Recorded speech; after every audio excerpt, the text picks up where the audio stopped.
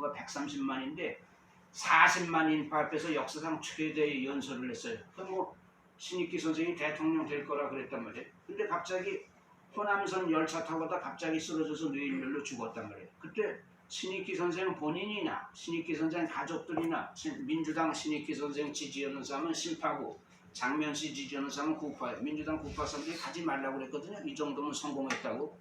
그런데 민주당 심파인 나중에 신민당 당수되는 이철승이 이런 젊은 애들이 지방에서는 자유당들이 판치고 이승만 지지하는 자유당이 판치고 전라도 지방에서는 진보당의 조봉암의 세력이 바람일으키는데 제1야당인 민주당 대통령 후보 신익기 선생은 알아도 부통령 후보 장면이라면 모르니까 거기 가서 한 번이라도 연설해달라고 자꾸 얘네들이 보채고 그러니까 신익기 선생이 그럼 한 번만 가주마.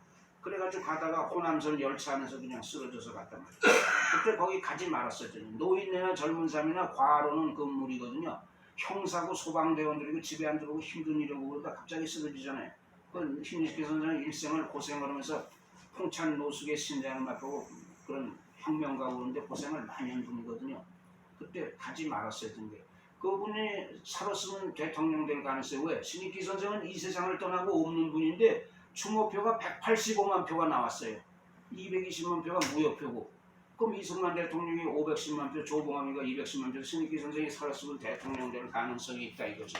근데 물론 이승만 박사 지지하는 자유당은 선거 뚜껑은 뭐 열어봐야 알지 이랬는데 하여튼 그 아까운 분이 갔지. 인기가 대단했어요. 그러고 이제 그때 이제 그럼 이기붕이 패들, 이기붕이 이 사람들은 이기붕이는 존경받았던 사람이에요. 이기붕이가 서울시장 했을 때도 평판이 좋았고 6.25 때 국방장관 했을 때도 이기붕이가 평판이 좋았어요. 이승만 대통령이 양아들처럼 아끼는 김윤근이라고 있어. 얼굴 잘생기고 체격 좋고 씨름 선수고 유도 선수고 그런데 김윤근이가 이승만 박사 수양 아들이라고 할 정도로 가까웠거든요. 그 김윤근이가 국민방위군 사령관을 했단 말이에요. 근데 국민방위군에서 돈 떼먹었다고 해가지고 이기붕이가 국방장관 했을 때 국민방위군 사령관 김윤근, 부사령관 유니컨이 경기고등학교 나왔어. 얘하고 5명 그냥 총살시켜버렸거든요. 근데 이승만이가 적당히 하라고 했단 말이에요. 그건 김윤근이 죽이지 말라는 얘기예요. 근데 이기붕이가 이승만 대통령 말 안 듣고 국민이나 야당이나 신문사에서 그 김윤근이 이런 놈들 죽여야 된다고 죽여버렸단 말이에요. 그래서 이승만 박사가 화가 나서 이기붕이 금방 국방장관 간두겠지. 이기붕이가 그때는 평이 좋았었어요. 그러고 이기붕이가 도남장 시절에 이승만 박사 이기붕이하고 박마리아가 모시고 있을 때도 그때도 평이 좋았어요. 일체 피 없는 데는 참견 안 하고 열심히 이러고 그랬단 말이에요. 근데 그때 도남장 시절에 비서실장 하던 윤치영 씨나 윤치영 씨 부인은 평이 좋지 않았어요. 너무 참견을 하고 그래서 오는 사람들이 윤치영이나 윤치영이 부인 이은혜는 비난하고 다녔단 말이에요. 윤치영이는 이승만 대통령 때 첫 번째 부인 박승선 이런 사람이 있었거든요. 첫 번째 부인이 찾아왔단 말이에요. 그럼 만날 수 있는 거 아니에요. 일개 비서실장이 윤치영이가 못 만나게 해줘서 그대로 보냈단 말이에요. 그러니까 윤치영이 욕을 많이 먹었죠.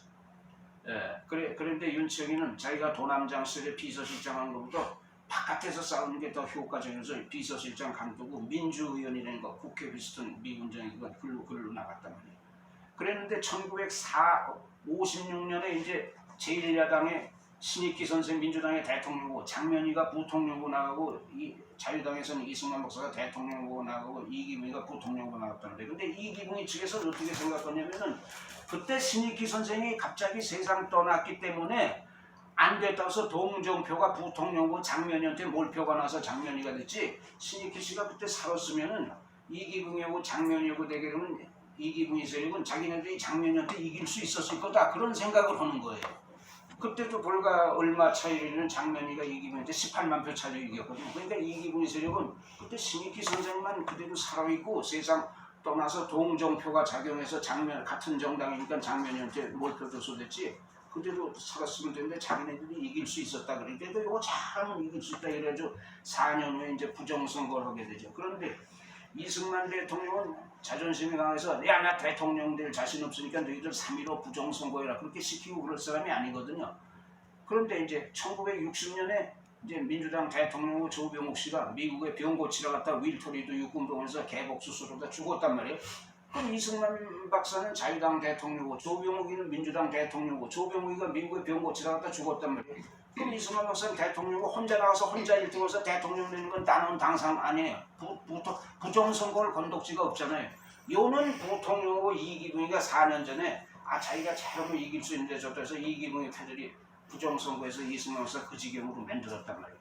그런데 부정선거를 했는데 그때 이제 부정선거를 했어요. 근데 3월 말일날 3.15 부정선거 3월 말일날까지도 이승만 박사는 3.15 부정선거가 부정선거인 걸 몰랐어요. 그러다 4월 12일 날에 마지막 국무회의 때 그때 좀 눈치챘어요. 야, 앞만 봐도 좀 이상하대. 내가 좀 바깥 실정 좀 알고 싶어. 너희도 바깥 실정 좀 나한테 얘기 좀 해줘 그랬단 말이에요. 근데 장관이 12명인데 그 중에서 한 놈도 이승만 박사 앞에 가서 이승만 대통령이 대통령 되는 건 국민이 다 납득해도 이기붕이가 부정선거에서 부통령 되고 이거 납득하지 않으니까 부통령 선거 빨리 해야지 민심 가라앉습니다. 이런 말 하는 놈이 한 놈도 없었단 말이에요.